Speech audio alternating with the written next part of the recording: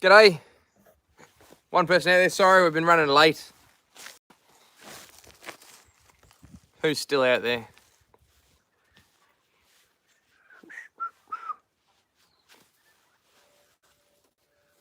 For some reason, it only lets me do this vertical, but hopefully we get a few people around and we can...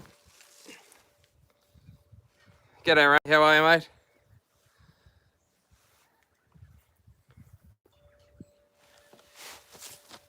Bring it a bit closer so I can read any of his comments, eh? There's 4 people out there. 6 people. They're doing well. G'day, Levi. We're here. How are you? 5 people. So I suppose while we got people jumping on board, or I might give it another minute to let anybody else jump on board. Serenity, I'm sorry we've probably missed you now. It'll be getting late over your end of the water.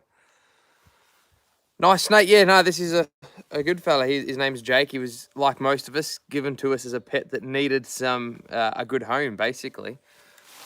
But he never ever sits still. G'day, Darren. How are you? We're in Victoria as well. G'day, Shannon. Serenity, hello. Sorry, I felt bad that you'd been waiting up. I don't know what time it's over there, but it's got to be night time now. We've been held up just trying to find some decent reception here to actually do a video for you guys. But anyway, we'll get going, I suppose. So hopefully everybody out there today is okay. You know, there's a lot going on in the world with coronavirus and whatnot. And it's actually impacted us in a... You're out and about, that's great. Yeah. We're actually in a bit of trouble, I suppose. Most of you guys in Australia would be well aware that we've brought in these new rules regarding events over 500 people, or indoor events over 100 people. And Serenity, I guess there's laws over in America. I hear some reptile expos and stuff are closed down. So pretty much all the way around the world, large gatherings of people have become banned, which has to happen. You know, like we've got to slow down the spread so our healthcare system can cope with it and all that. So we don't want to complain about that. It's just a necessary evil. The unfortunate thing is lots and lots of people who provide rides and food and drinks and entertainment for these shows are out of work. And that includes people like us. So starting Monday, almost a week ago, on Monday I got one phone call from somebody who would provide animals for at school camps, saying that they've had to cancel their 4 or 5 school camps that they've got planned over the next few weeks. And we thought, oh, it sucks, but it was going to happen. In the few days following that, we have lost almost every booking from now until pretty much June. And a lot beyond there have rang to say, look, we don't want to cancel, but we want to let you know there's a good chance we're going to have to. So pretty much... we're very suddenly without an income. I'm lucky. There's a lot of people that do what I do who rely entirely on this, and I'm lucky that I have another job on the farm, which pays the mortgage and provides for the family, but it doesn't keep a couple of 100 animals fed. So we're stuck. Well, we can feed the animals currently. Like it's not, but the issue is if this is going to be a 12-month thing, or even, if it goes long enough that people are nervous about rebooking, because the big shows that we get, they book 6 months in advance, and our October-November run, which basically fills our reptile freezers and pays our power bill for the year, that spring-summer run, if it gets to September or even August and things haven't improved, then the October-November people are going to be very, very hesitant to plan a show that might not ever happen. So we could be without any significant shows for a whole year, which is pretty scary stuff. And we've had to sit down. We've had a pretty serious talk about, what are we going to do? How is it going to happen? And, one thing we looked at was, would there be some zoos or wildlife parks that want to take on some animals for a while? And it's really not an option. They're hit by the exact same thing. They don't have visitors. They don't have people coming through the doors. They can't feed animals that they don't really need. So that's out. We talked about, maybe lessening the load by loaning some out to friends and private people, but that becomes a massive quarantine issue. If you're interested in reptiles, you'd be aware of things like sunshine virus and ophidian spider mites and all sorts of things like this. So putting one here and one there and a pair over there isn't really an option either, quarantine-wise. So that leaves basically just selling off a chunk of our animals, which we do have animals come and go, but obviously the core animals that we use for shows on a day in, day out basis has taken us the better part of 5 or 6 years to put together a group of animals that can cover every show from a university to a diamond python at Sunshine Vice. See it, you can see why we wouldn't want to go down that avenue.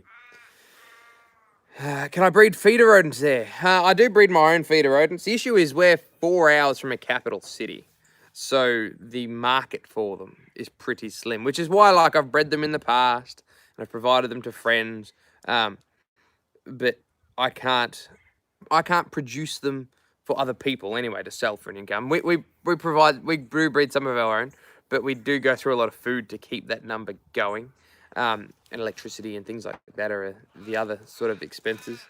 Not to mention, we've got to keep if we want to keep the animals going, we've got to keep our permits and our insurances and stuff like this. So we are doing things. If things get too bad, you can eat the feeder rodents. Well, luckily we got no shortage of sheep around here. But basically, yeah, so what we've decided to do, the last option, is try and get a little bit of a positive out of this. And we've decided we're going to put as much time as we can into providing online learning. So, our Wednesday videos are going to stay. They're going to be, the videos you're used to where, we feature an animal or we tackle a question or a topic or something like that. So we've got 10 or so, at least, weekly Wednesday videos lined up. But we've decided we're also going to try and put in a couple more videos. So we might do sort of a weekly vlog or a weekly bonus video about questions and answers or enclosures we're working on here at home. These sorts of things. So yeah, we're going to try and do another video like that. And we've got some mini sort of series that we're looking at doing as well. So I've got 10 people from some fantastic jobs lined up who are wildlife presenters in documentaries, filmmakers, wildlife vets, park rangers, things like this. And we're going to do a Working with Wildlife series where they get to do a video, and over the course of a couple of months, we'll put out some videos in there. So we're going to try and really knuckle down and get as much content out for you guys as we can, because, wildlife education shouldn't end just because I can't physically go and visit everybody, should it? We're still in I read the highest rate of extinction since the Cretaceous Paleogene, which is the extinction of the dinosaurs. So that's the last time we've reached this level of extinctions on Earth. So yeah, we're going to try and bring out a whole new heap more content. But there's a couple of things that we really need to make it going. We've got to, sounds like a sellout, we've got to make it pay for itself. And we've got a few options. The first thing is our Patreon supporters are amazing. We've only got a handful of them, but you guys, from $1 a month to $30 a month, they are what keeps the ball rolling. In the past, currently, all Patreon money has gone towards getting us out to facilities. So our Wallaroo video you've seen, Wildlife South Australia, we visited them, the Koala Rescue Centre, Animals Anonymous, places like this. And we also try and use some of that money to leave a donation to wildlife carers in exchange for their time. How do you join Patreon? If you search up patreon.com/wickedwildlife, you will find us and the tiers and the sort of things involved in there. And basically, it's a monthly contribution. A few other companies that do this, they've put up GoFundMe pages and perfect for them. I just don't feel comfortable with GoFundMe. It feels like begging rather than Patreon, which to me feels like busking. You guys get something for your money. You get to watch our videos a couple of days early. You get your name in the credits for some of the tiers. And you get onto a little group chat on Facebook where you can suggest videos and things like this as well. So, Patreon, we're still going to try and put some of that aside so that once everything calms down, we can start traveling and visiting some other wildlife carers. I've got a tree kangaroo hospital I'd like to visit, a sea turtle hospital, dingo sanctuaries. We've got lots of people we'd like to visit. But that Patreon money in the meantime will also go towards keeping the videos coming. Things like our internet, which we do a lot of downloading and uploading to get this done. The other things, and not everybody can do it, and that's fine. If you are not in a position to sign up on Patreon, thank you very much, Eldritch. You are a legend. If you're not in a position to sign up for Patreon, that's fine. What you can do is make sure you share our videos as widely as possible. Because, currently we get something like $2 a day from advertising, and that's never going to get huge. But you know what? $4 a day is a hell of a lot better than $2 a day.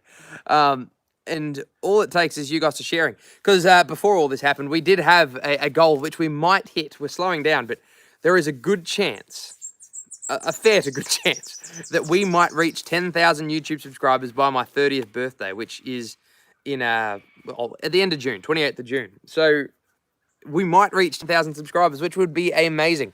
It means we unlock a couple of YouTube features like YouTube Stories, where we can sort of like send Snapchats on YouTube that you can all see, short snippets of what we're doing behind the scenes and whatnot as well. So 2 big things is, if you are interested and you are watching our videos and you are in a position to do so, signing up for Patreon would be absolutely amazing. It would keep this content, coming out and help us get the 3 videos out a week that we're really going to try and do for the next sort of 6 to 12 months. But even bigger, like I said, if you can share those videos, invite your friends and tell them, I'd like to think, and I'm not somebody to blow my own trumpet, there's a lot of people doing amazing work, but I'd like to think we're doing a pretty good job at educating people.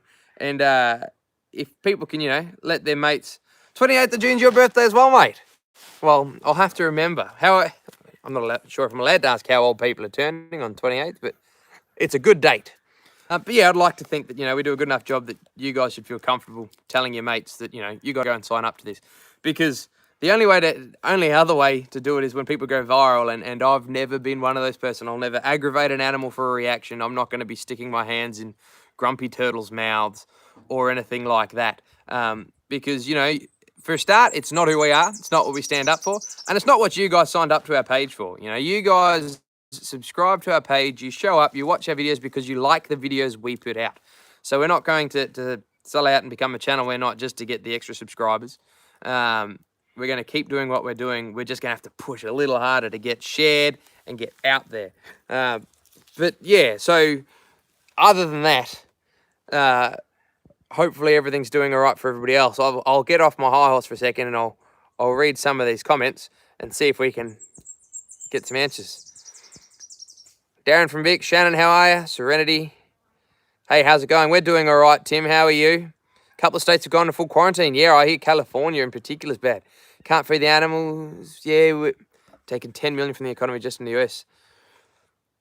The economy blowout. Yeah, that's exactly it. We have to be cautious. I'm in a small country town, but starting yesterday, we had a case in our town, and my mother-in-law who lives with us is immunocompromised. She's not very well.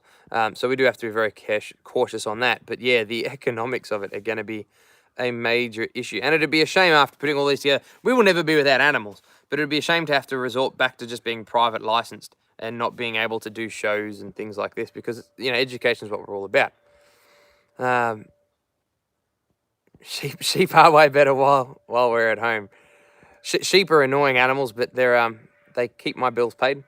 While we're not working, we'll be watching. Thank you. Panic goes up, so does escapism. That's it. If you're anybody out there in isolation, we have 153 videos for you guys to watch now. Darren, what part of Vic are we in? We're in southwest Victoria, Hamilton, just out of Hamilton, to be precise.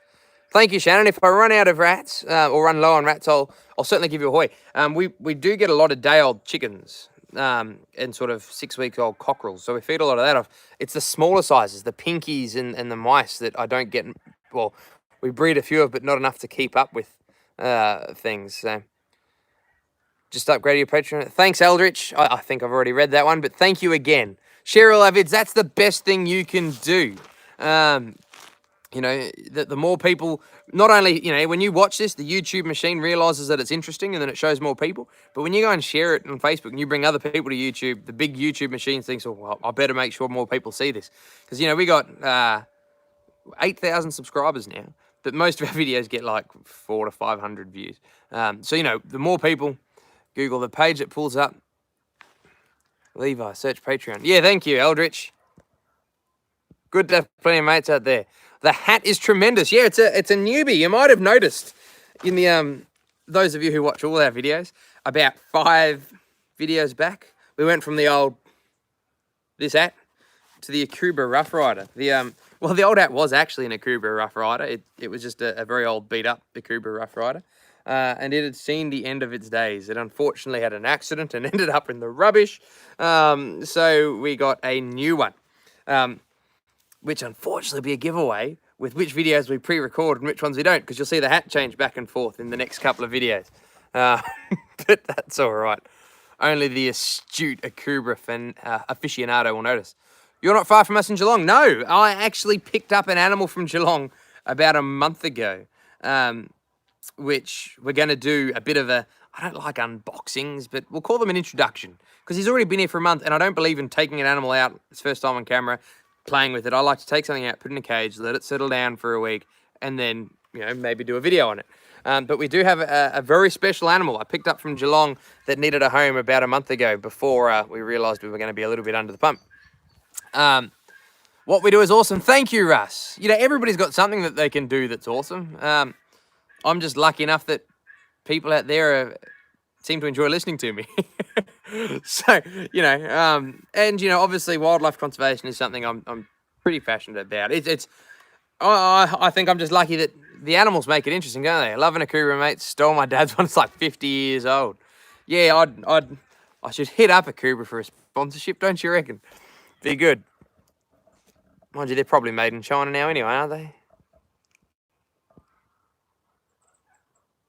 Deserve all the support we can get. Look, I appreciate all the support we can get. I feel bad saying we deserve it.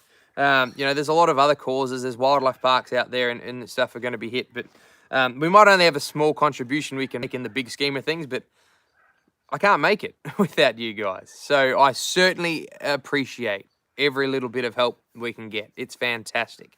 I remember popped up in my Facebook the other day a memory that like 3 years ago, we were at 500 subscribers and I was over the moon. And, to believe that we might be hitting 10,000 subscribers in the next 100 days or so, it's pretty amazing. It's sending toilet paper. That's one thing we're right for. Luckily, now it's starting to run out, but I do think country folk are maybe less inclined to panic than us. Or maybe just because there's less of us here, there's less competition at the shops. The panic buying wasn't too bad here in my hometown until a couple of weeks ago when I think city people realised that they could drive a few hours away and fill up their trolleys. So then all the country folks started racing in to beat them in there, and now our shops are pretty empty too. But luckily, we here at work, on the farm that I work on, which is owned by family members, it's a holiday house. So nobody's here most of the time. So I can raid this for an awful lot of toilet paper. Don't zoos and parks get federal funding? It's a mix. So places like Melbourne Zoo, Hillsville Zoo, Hillsville Sanctuary and Werribee Zoo, they're what we call government-funded zoos. So they're owned by the government, they're managed by the government, which makes things incredibly easy for them because it means that the people that make the rules are them. But it also means, they get government funding, which is why they can let kids in for free and still make a living. A lot of small parks aren't. Over in America, it'd be much the same. So I think you hear a lot of, like the capital city zoos, San Diego Zoo, those sorts of things are often government funded. The littler parks, and look, there's some little parks like roadside parks don't deserve funding. They're circuses that stand still. But there's a lot of really good small parks that don't get funding. They're privately owned, so they rely on ticket sales to get in as well. So there's a big mix. But unfortunately, despite what we do, we're not really considered a zoo. So they're bringing some relief for like tourism sectors and stuff, but we're not tourism. From what the state of Arizona was the worst for panic buying. Yeah, it's getting crazy out there, isn't it? I can't figure out for the life of me, though, if you're going to buy something, like because you're worried about starving or being locked in your house for too long, toilet paper's not going to save you. Not that I encourage the buying up of the pasta and the noodles and everything like that, but it makes a hell of a lot more sense than dunny roll. Why dunny roll? Jake, come back here. Oh no, they're pretty plants.